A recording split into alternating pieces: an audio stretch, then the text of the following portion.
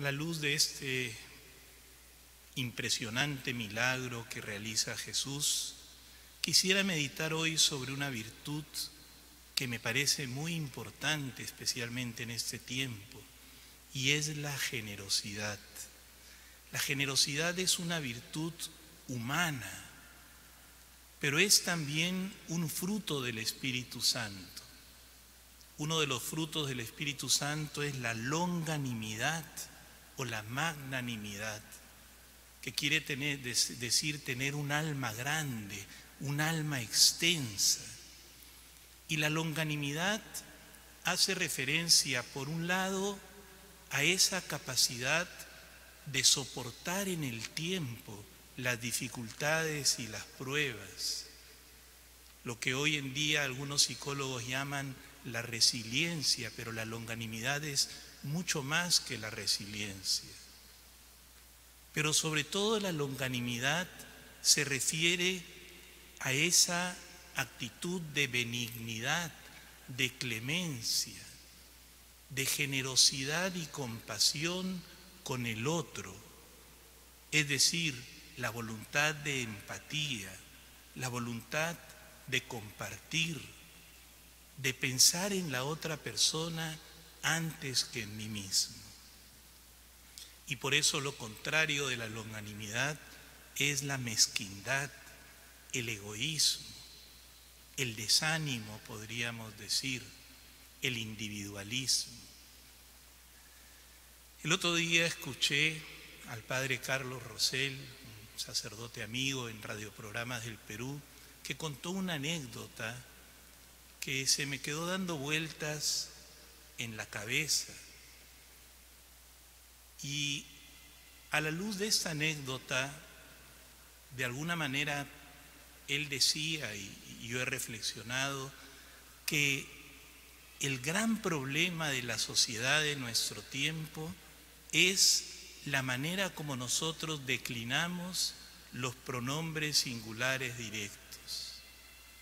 A nosotros nos han enseñado en el colegio la lista de pronombres: yo, tú, él. Y yo creo, y decía el padre justamente, que tendríamos que invertir esta regla y declinarlos al revés: él, tú y yo. En primer lugar, él. ¿Y a quién se refiere él?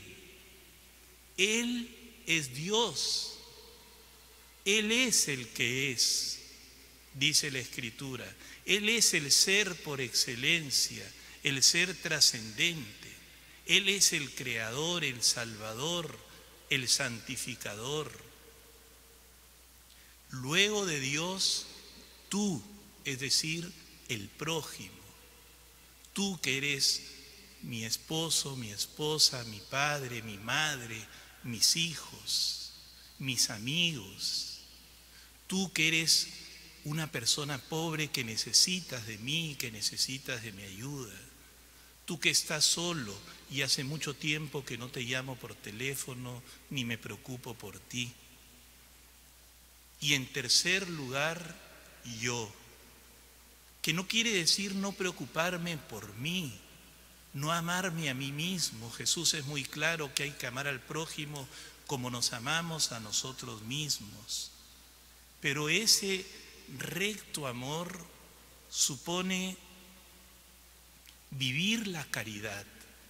Y vivir la caridad quiere decir posponer mis propios intereses, mis propios gustos, incluso mis propias necesidades, por el bien de la otra persona.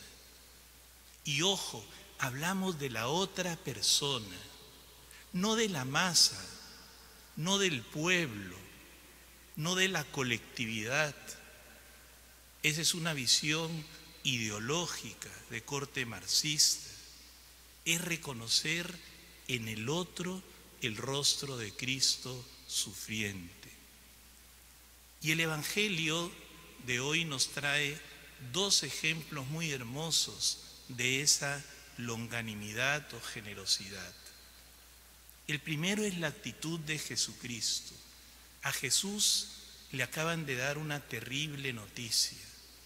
Su primo, Juan Bautista, ha muerto. Seguramente le han contado los detalles, la manera tan cruel como Herodes lo ha asesinado y le ha cortado la cabeza. Y esa noticia ha impresionado profundamente al Señor. Existía un vínculo no solamente de sangre, no solamente un vínculo afectivo, sino un vínculo espiritual, un vínculo en la misión entre Juan Bautista y Jesucristo. De alguna manera la muerte de Juan Bautista es un anuncio y un preludio de la cruel muerte que va a sufrir el Señor, y Él es consciente que tiene que prepararse para ese momento. Y entonces Jesús quiere estar solo. Es lo natural. Cuando uno está de duelo, cuando muere un ser querido, uno quiere una cierta privacidad. Uno quiere que respeten, por favor, ese momento en el cual uno quiere estar a solas. ¿Y qué hace el Señor? Se sube a la barca y se va a un lugar solitario para orar, para estar con su Padre, para recibir quizás ese consuelo que solamente el Padre le puede dar. Pero ¿qué sucede? Cuando llega a ese lugar solitario, la muchedumbre se ha adelantado por la orilla y Él se encuentra con una inmensa multitud de personas. ¿Cuál podría ser nuestra reacción? ¿Cuál podría ser mi reacción? Por favor, déjenme en paz. Por el amor de Dios, quiero estar solo. Es algo natural. Y sin embargo nos dice el Evangelio que Jesús sintió compasión por estas personas y se bajó y se puso a enseñarles con calma y a sanar todas sus enfermedades. Y no solo se preocupa por su situación espiritual, sino incluso por su necesidad material. Y le dice a los apóstoles: denles ustedes de comer. Jesús renuncia a su comodidad, a su tranquilidad, a su soledad, a su propia necesidad por salir al encuentro de los demás. Y un segundo ejemplo de generosidad nos lo da este niño, que como sabemos entregó sus 5 panes y 2 peces. Era todo lo que él tenía para él y para su familia, pero se los ofreció al Señor. Y el Señor supo multiplicar esa generosidad, realizando ese milagro impresionante de la multiplicación de los panes, que como sabemos es un anticipo y un signo del milagro de la Eucaristía y finalmente del banquete del reino de los cielos. Y en este milagro se percibe con claridad esa sinergia, podríamos decir, ese encuentro entre, por un lado, la sobreabundante gracia de Dios, esa sobreabundancia que se ve en los canastos de pan que sobran. Pero ese Dios quiere necesitar para realizar el milagro de la cooperación humana, de la pobre cooperación humana. Por eso dice ese canto tan bonito: los dos hicieron que ya no hubiera hambre, Jesús y el niño. Y es un poco lo que vamos a vivir en este tiempo de pandemia.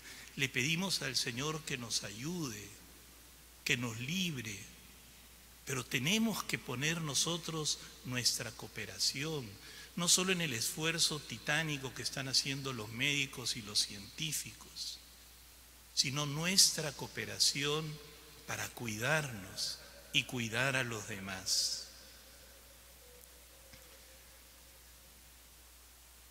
Y por eso la generosidad quiere decir saber compartir, lo poco o lo mucho que tenemos, sabérselo ofrecer al Señor y compartirlo con los demás. No de lo que sobra, sino de lo que falta. Confiando en la providencia, como dice la Madre Teresa de Jesús, dar hasta que duela. Y por eso yo creo que un fruto de este tiempo de pandemia, dicen que vamos a comenzar una nueva etapa de la humanidad, podría ser invertir el orden de esos pronombres. Primero, Él. Sin una vida espiritual profunda, sin una relación intensa con el Señor, si no nos nutrimos del amor de Dios, no podemos vivir la caridad cristiana. El voluntariado se convierte simplemente en filantropía y la opción por los pobres termina siendo una opción ideológica, sino parte de un corazón arraigado en el Señor, de una vida espiritual intensa, como les decía. En segundo lugar, vivir una verdadera compasión, salir de esa tendencia narcisista, egocéntrica a la que nos lleva nuestra sociedad y pensar en el otro por encima de mí mismo. Como dice el cántico de San Francisco, que no busque ser consolado sino consolar, ser entendido sino entender, ser amado sino yo amar, posponer mi propio bienestar para buscar el bien del otro. Y paradójicamente, así encuentro mi verdadero yo, así soy feliz, así encuentro el sentido de mi existencia, cuando salgo de ese encierro egoísta, ese encierro de desánimo, de victimizarme, y cuando me preocupo realmente por salir al encuentro de los demás. Pidámosle a la Virgen, nuestra Madre, que nos ayude a vivir esa generosidad, esa donación, esa gratuidad en nuestra propia vida. En el nombre del Padre, y del Hijo, y del Espíritu Santo. Amén.